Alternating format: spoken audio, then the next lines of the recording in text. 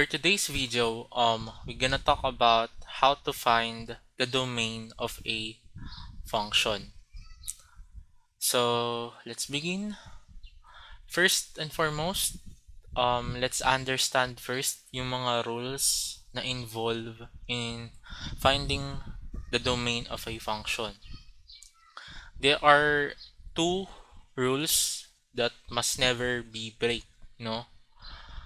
Or bawal natin i-disobey in a real number system. The first rule is that we cannot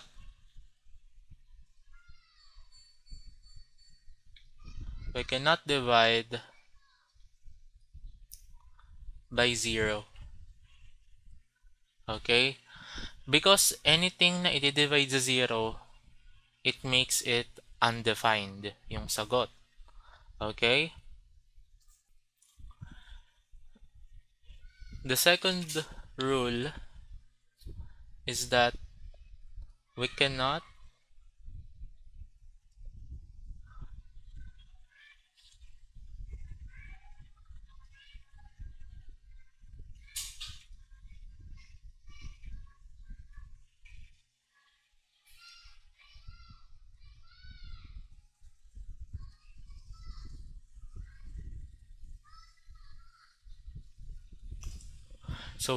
take the square root of a negative number, because in a real number system, the square root of a negative number is also undefined.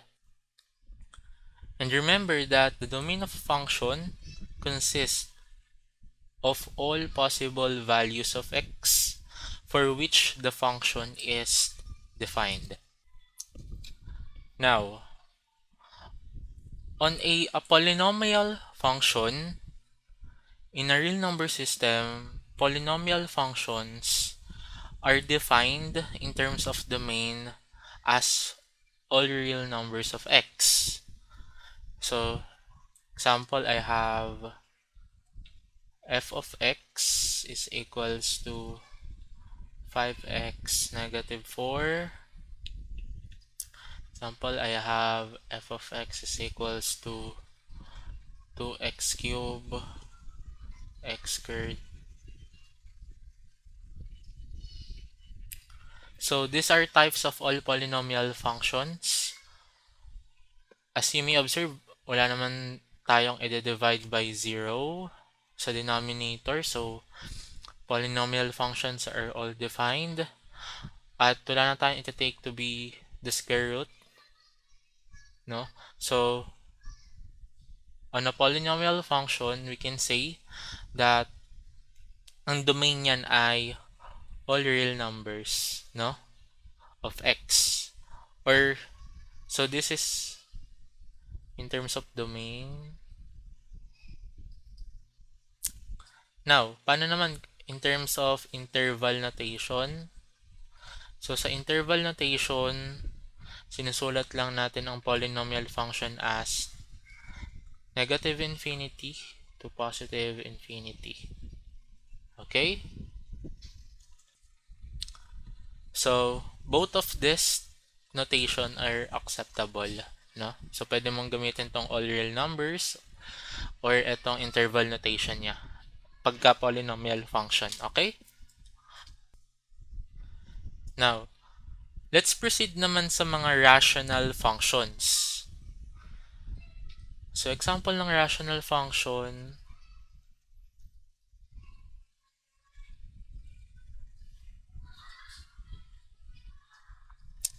so unlike polynomial function, rational function has variable on denominator. So, in this case, magkakaiba yung magiging sagot natin. Now, on rational function, the denominator must not be equal sa 0. Yun ang goal natin, di ba? So, on a denominator, pwede natin iset yung function natin as not equal to 0. Kasi kapag ka nag-0 yung denominator, again, magiging undefined yung sagot natin. Now, once na malagay natin yung function na not equal to 0, then we can solve to the remaining inequalities. So, for this example, x plus 3 over x minus 7, magkakaroon tayo ng function that x minus 7 must not be equals to 0. Okay?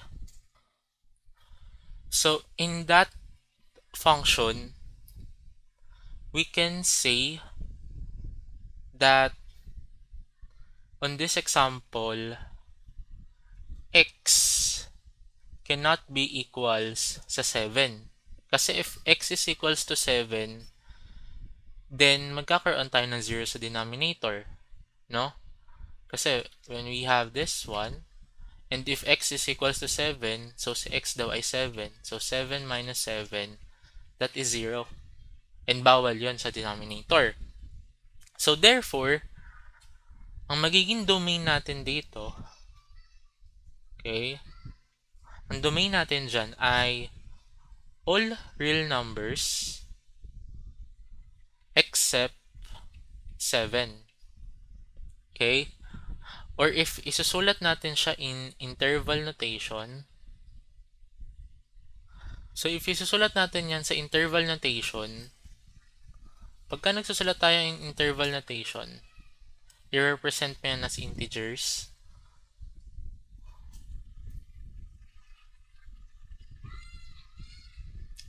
So you have 7. This is your negative infinity or positive infinity. So on this number line, mas mabivisualize natin yung mga values na included at excluded or yung kasama at hindi kasama. Kaya natin siya ginaganyan. Now, gagawin lang natin dito is that si 7 dito ay lalagyan natin ng unshaded circle. This represents that 7 is excluded or hindi kasama sa function natin. At lalagyan lang natin ng red line both side since all other numbers are included na or kasama na. So meaning to say, if we write this down in a notation form, so we will have negative infinity to 7 union 7 to positive infinity. Ano ibig sabihin nito? Sinasabi lang nito, itong parenthesis sa 7, that 7 is excluded. Now, again, yung parenthesis sa 7, ini-indicate niyan that 7 is excluded or hindi kasama. Now, yung parenthesis sa dalawang infinities, minimin lang yan that ang infinity kasi walang tawag dito, direct na number, 'di ba?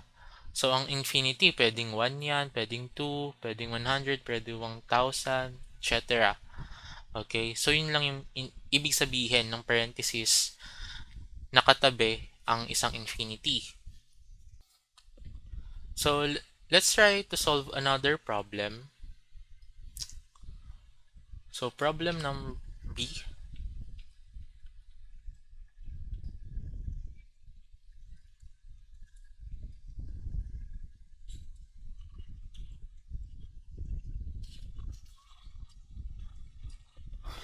Now, on this example, we have to set yung function natin as x squared negative 16 must not be equals sa 0. Okay? So, now, proceed tayo on solving these inequalities. Sinasabi din natin dapat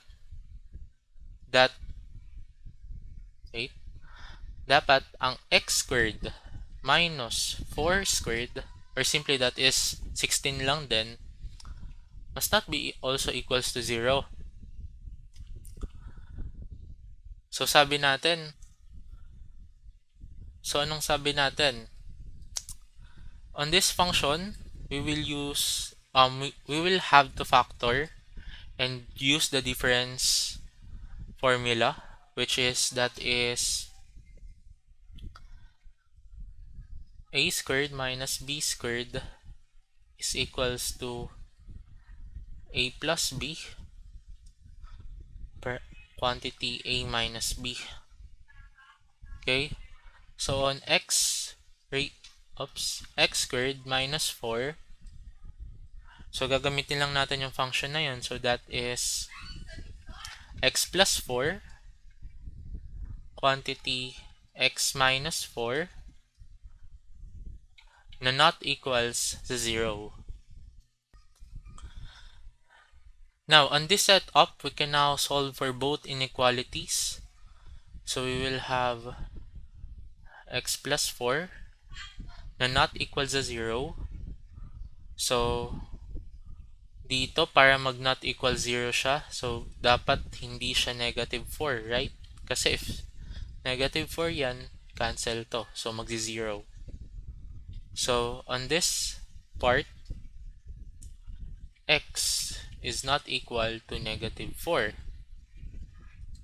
Ngayon, yung x minus 4 naman, na not equals din sa 0, dapat yan hindi mag-positive 4. Kasi kung magpa-positive 4 yan, magka-cancel to and mag-equal sa 0 yung x. So on this side, x must not be equals to positive 4. So paano yung notation yan? Now, sa pagsusulat ng notations niyan,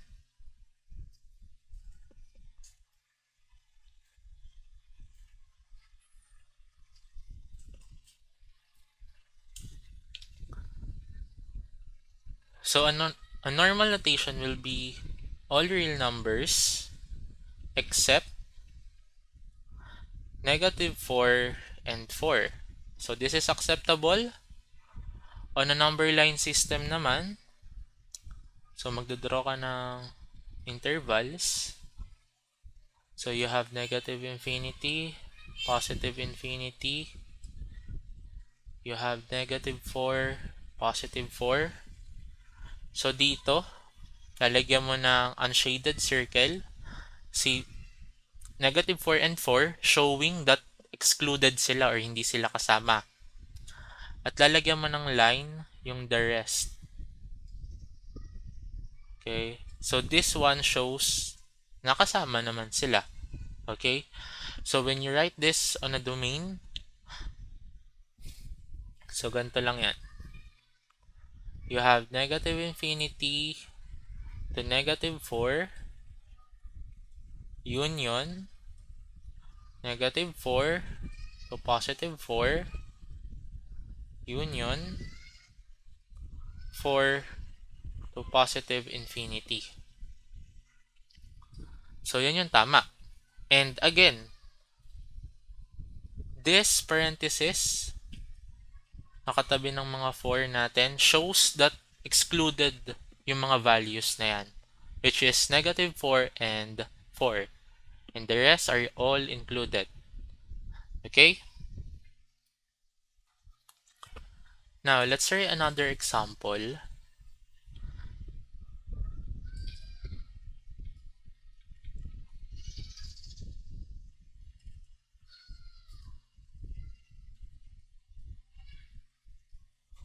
So, on this example, isa-set natin yung function as x squared plus 9 must not be equals to 0. Ngayon, pwede natin din sabihin that x squared is greater than or equals to 0. Why? Because any numbers that squared ay palaging positive numbers and lagi ang greater. No? Again, sabi nga natin, sa rules of exponent, if yung exponent natin are even, any numbers magiging positive yan. Okay? So with that taking to account, so x squared is greater or equal than 0. At pwede natin din masabi that x squared plus 9 are greater than 0. Kasi any number na ipa-plus mo sa 9, no, ay greater than 0, no? Kasi nga, sabi natin that x squared dito ay positive numbers na. Okay? And lalagyan mo pa siya ngayon ng another positive numbers, which is 9 plus 9. So definitely greater than 0 na yung magiging sagot natin. So therefore, that the domain of this function is all real numbers. Okay? And if naka-interval yan, so that is negative infinity to positive infinity. So that's our answer. So let's try another example. Another example will be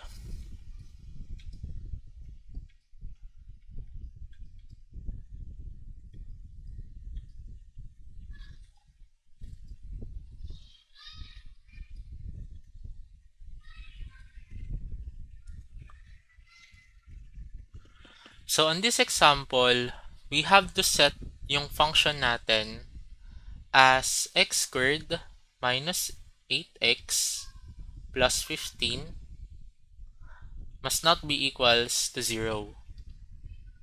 So ngayon, pa natin siya isolve.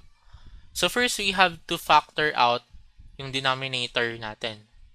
So mapapansin naman natin sa problem that it uses simple quadratic formula lang, no? So, simple quadratic structure lang, no? So dito magfa-factor lang tayo. So we have to think of a number that when we multiply it, it becomes 15. But when we add it, it becomes negative 8. Okay? So we could think of negative 3 and negative 5. Why? Negative 3 times negative 5, that is positive 15. And negative 3 plus negative 5, that is negative 8. So, yan yung factor nito. So, we will have parenthesis x, okay, then negative 3, and parenthesis x, negative 5, not equals to 0. Now, so now we can now solve for the inequalities. So, we have x negative 3 and not equals to 0. So, on this side, bawal tayo magkaroon ng positive 3, right? So here, x cannot be equal to 3 or positive 3.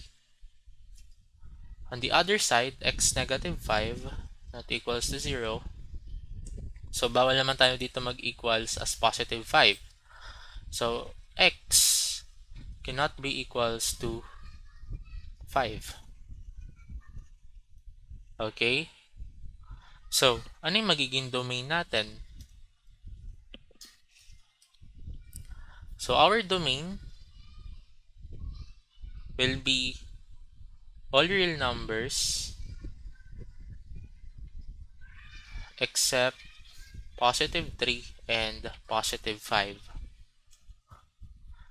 Now, if you write natin yan sa interval notation, so that is 3, 5. So, ito ay unshaded, then line sa the rest.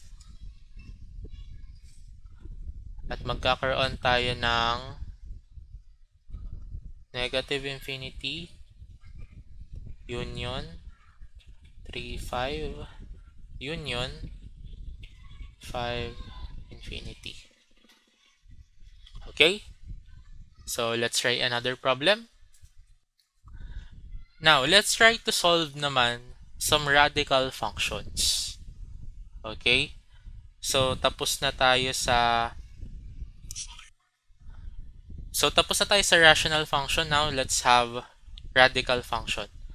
So on a radical functions, now on a radical functions do have a variable under a radical, and it could have an even or an odd index.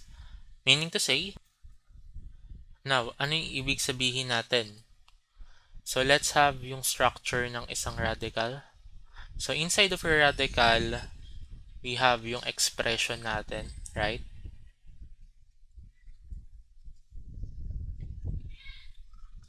Now, ito yung index na tinatawag natin. This letter N. Now, if yung index natin ay magiging odd, then our expression will be equal to any real numbers.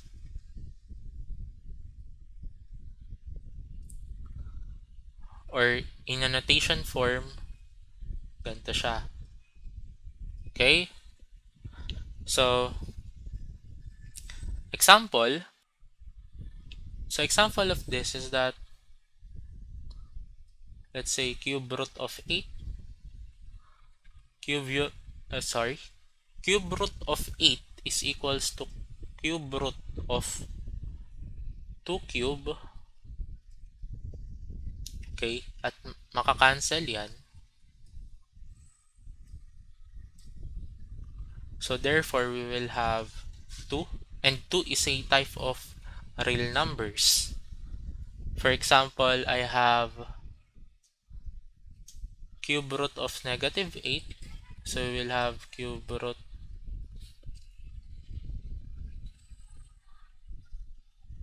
of negative 2. So, makakancel lang din. So, this is negative 2 and this is also a real numbers. Okay? Meaning to say that the domain of radical function with an odd index is all real numbers. Okay? So, example, I have f of x is equals to cube root of negative x plus 5. Then, ang notation natin dyan ay negative infinity. Let me change the color. Ang notation natin dyan ay negative infinity to positive infinity, or simply all real numbers, no? So another, let's say I have f of x is equals to fifth root of x squared minus 9. Still, ang notation natin dito ay negative infinity to positive infinity, or simply all real numbers. Now, paano naman kung ang index natin becomes even? Then, ang magiging expression natin if ang index natin ay even ay greater than or equal to 0. Why? Example of this is fourth root of 16. Fourth root of 16 is equals to fourth root of 2 raised to 4. So, dito makakancel lang yung 4. That will give us 2. And 2 is a real number. Paano naman kung ang mabigay sa'yo ay fourth root of negative 16?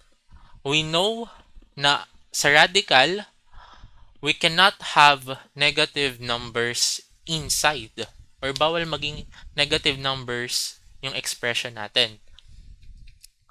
Because magkakaroon tayo ng imaginary. So, how do we solve that? Magkakaroon ka ng fourth root of negative 2 raised to 4 is equals to 2i, or meaning to say imaginary. And this is not real. No? So, meaning to say, ang expression natin for even index ay greater or equal to 0. Okay? So let's have some examples. So, what if given sa atin ay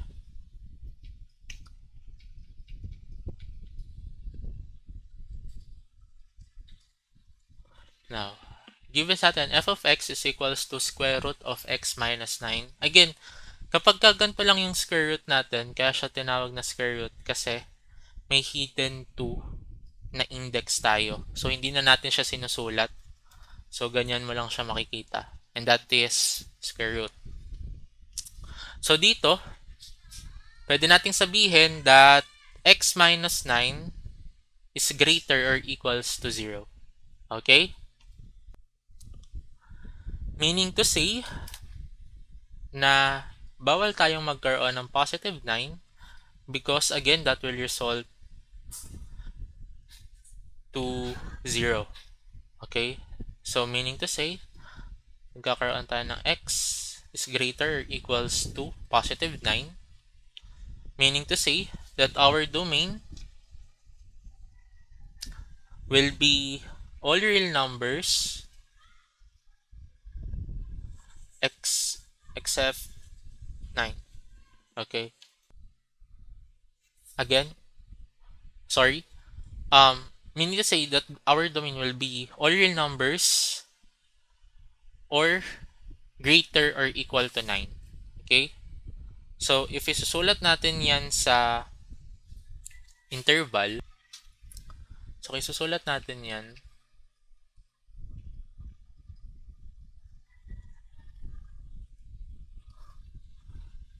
so, if isusulat natin, magkakaroon ka ng shaded circle sa 9 which indicate na included siya or kasama at yung the rest na number.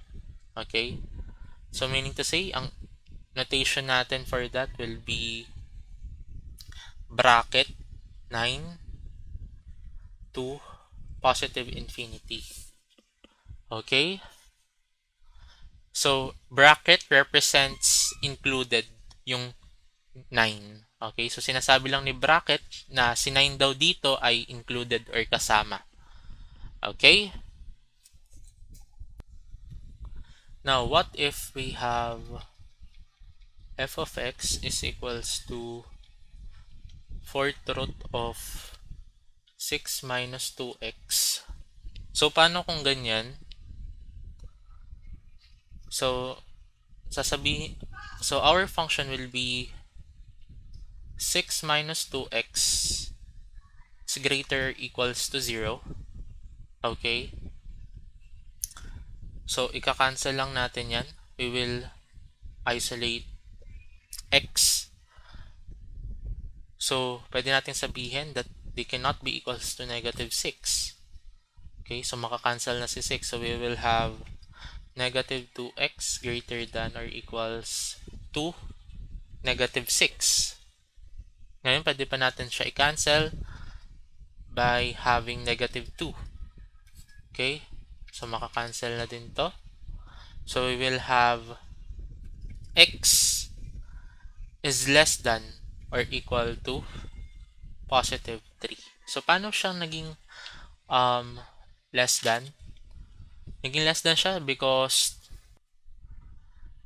when you divide or multiply by a negative number, laging kailangan mag-change yung direction. No? So, if naka-greater than tayo, magiging less than. If naka-less than, magiging greater than. Okay? So, negative 6 divided by negative 2, that is positive 3.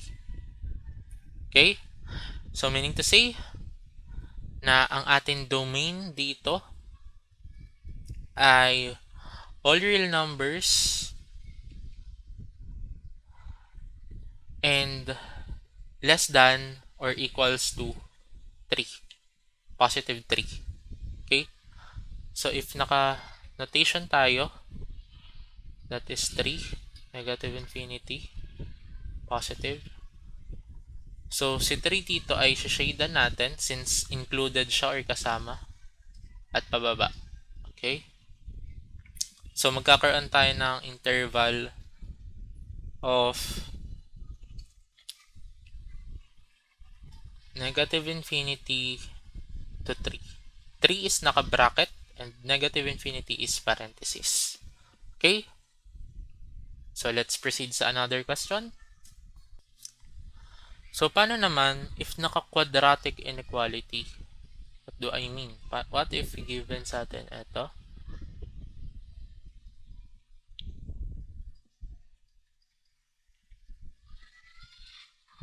So, paano kung ganyan? If ganyan naman, again, isiset lang natin siya as x squared plus 4x negative 21 is greater or equal than 0.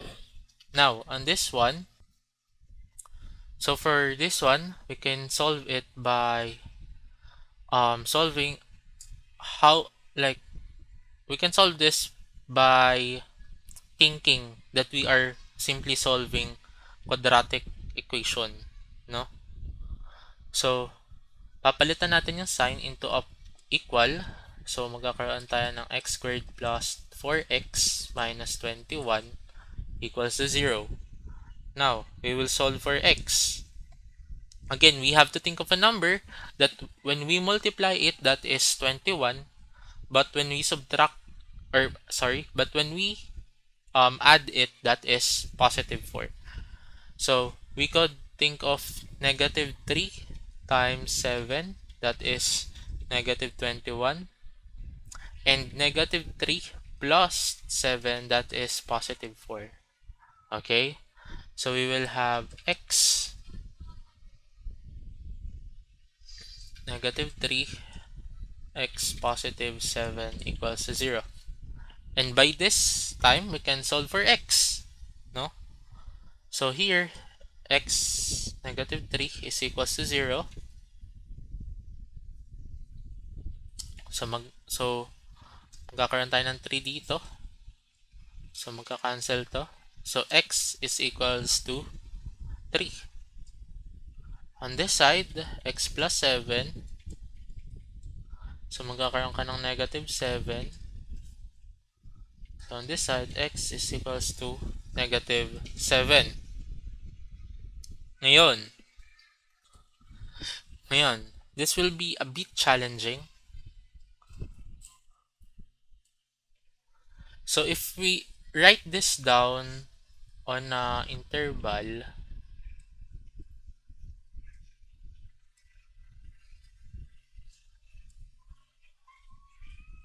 okay, as you may observe, we have 3 intervals. Ano yung 3 na yon? We have this one. So 1, 2, 3. Now, on each interval, we can test it out, no? So we will use test points. So ano yung test points? Okay, and paano natin siya ma-apply? So on the first interval, we can use as x is equals to negative 8. On the middle one, we can use x is equals to 0. And on the last part, we can use x is equals to positive 4. Okay? So, paano natin siya isa-solve? Simply, ilalagay lang natin siya on this equation, no? So, let's try to do that. So, we will have x negative 3 x plus 7 is equals to 0. Okay? So, let's try first yung una nating notation, yung pangatlo nating notation. So, let's say, what if daw si x ay 4, negative 3,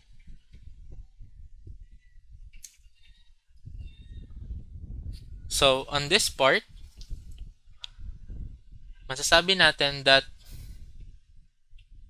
this first quantity ay positive and this one is positive. Therefore, positive plus positive, that is positive. So, tama lang, no? At this interval, na positive yung magiging sagot natin. Kasi we know that this one is positive, this one is this one is negative, and this one is positive, no? Ngayon, let's try another. Sorry. So, ngayon, since nakapag-test na tayo, we can now say that sa pagitan nila is that they are 0. Okay? Meaning to say, na kapag ang mangyayari niyan rather ay is that si negative 7 ay shaded, negative 3 is shaded, meaning to say they are included, at magkakaroon ka lang ng line both side. So, wala sa gitna. Okay? Kasi nga magne-negative yon. Okay? So, ang magiging domain natin dyan ay all real numbers as x is less than or equals to negative 7 and x is greater or equals to 3. So, kung naka-interval notation yan, that is negative infinity to negative 7 bracket union 3 to positive infinity. Okay? So, let's try another problem, which is fractions with radical. On this part, a-apply lang natin yung dalawa nating natutunan on rational function and radical functions. Okay? So, what if given sa atin as f of x is equals to square root of x plus 5 over x squared minus 4. So, on a numerator, pwede natin iset yung function natin as x plus 5 greater or equals to 0. On a denominator, x squared negative 4 must not be equals to 0. Kasi nga, again, magiging undefined yung function natin. Now, we will solve on both functions. So, let's have x plus 5. So, dito, that is negative 5. So, makakancel na. We will solve for x. That is x is greater or equal to negative 5. Okay? On x squared minus 4 na not equals to 0. So, ang gagawin lang natin dito ay i-factor out lang natin, no? And solve for x. So, that is x squared minus 2 squared. And magkakaroon lang tayo ng factor of x plus 2, x minus 2. And we will solve for x. So, dito, negative 2.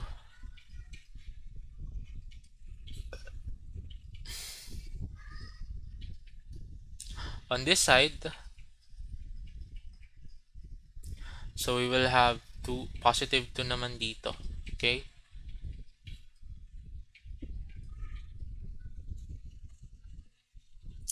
So, anong sinasabi nito? So, or kung paano natin siya i-write on notations, no?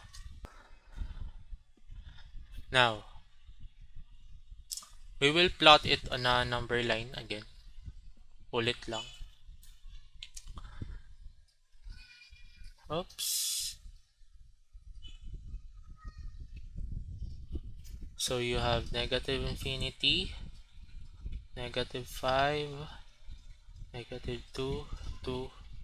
So, on the same number line, so, let's plot muna yung first notation natin dito, which is x is greater or equal than 5.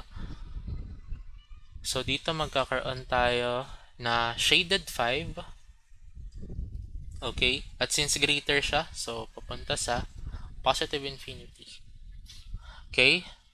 And then yung next one natin, that x cannot be equals to negative 2 and x is not equal to positive 2. So magkakaroon ka ng unshaded circle and lines on both infinities. So, paano mo ngayon siya isusulat, no? On a notation. So, magkakaroon ka lang.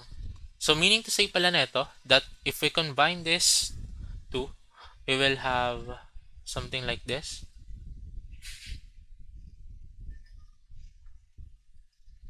Okay. So, paano mo siya isusulat ngayon? So, you'll have first negative 5 to negative 2 parenthesis union negative 2 to positive 2 union positive 2 to infinity. So, pag ganyan. Okay? Since 5 is included, and so on the rest. So, nai-stop ni 5 yung pagpunta sa negative infinity. Okay? So, another notation for this one is that all real numbers as x greater than or equals to negative 5, but also x is not equal to negative 2 and positive 2. Okay? Ngayon, let's try another example. What if naman, given sa atin as f of x is equals to 3x minus 4 over square root of x plus 9. So, on this problem, we can say, no, that x plus 9 is greater than 0. Meaning to say, na isolate natin si x. So, that is x is greater than negative 9. Okay? And by then, and meaning to say nyan, that the domain of our function is that all real numbers except and also greater than 9. Okay? And if naka-number line yan, that is negative infinity. So, meaning to say, magkakaroon tayo dito ng unshaded. Oops, sorry.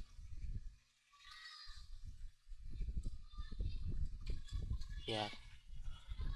And kapag sinulat natin yan,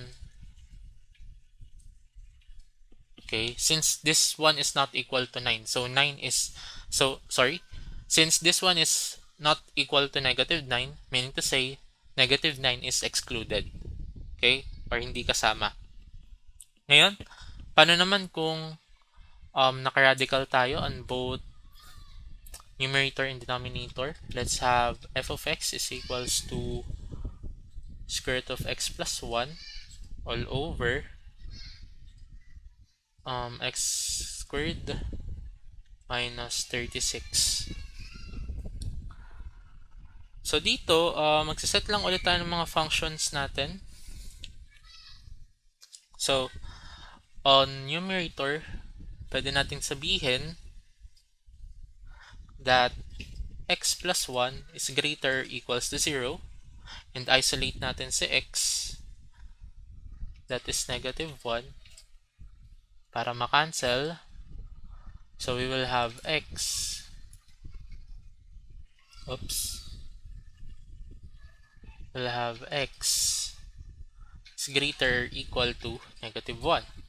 Now, on other side, we will have x squared, negative 36, is greater than 0 naman. Tama?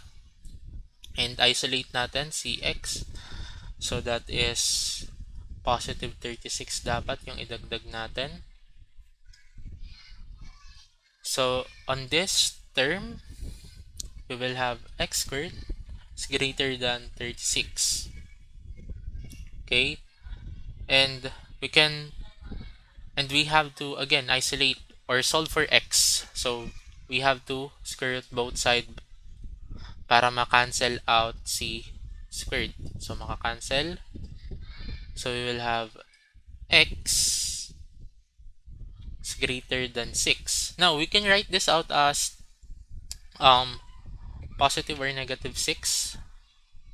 Pero kasi bawal tayo mag-positive, so definitely on this part we can notate it as absolute of x. No. Again, ano ibig sabihin ni absolute? Absolute means that if let's say if absolute of u is greater than a, then pwede natin sabihin that u is equals lang din kay negative less than negative a, or u is greater than positive a. Okay? So, ipa-plot lang ulit natin yan sa system natin. So, paano yan?